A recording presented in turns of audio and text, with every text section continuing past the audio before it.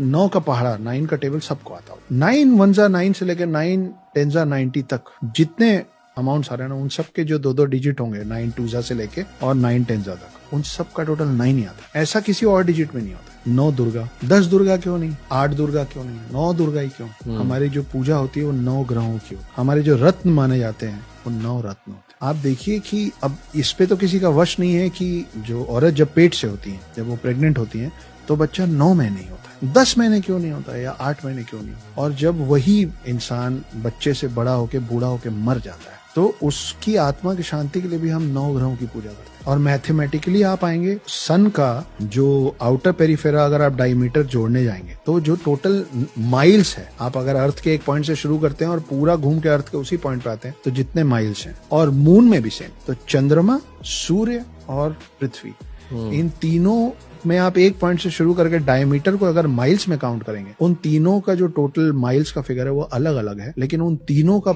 अलग अलग टोटल जो है ना वो 9 है। लाइट का जो स्पीड है पर सेकंड, उसका टोटल 9 है। 90 डिग्रीज का आप आधा कर लीजिए, 45 डिग्रीज का भी टोटल 9 होता है, 90 डिग्रीज का भी टोटल 9 होता है, उसका डबल आप कर लीजिए 180 डिग्रीज, 360 डिग्रीज, उससे और बढ़ा लीजिए, उससे और घटा लीजिए। Triangle, pentagon, circle, cylinder, anything, square, सबका टोटल 9 है।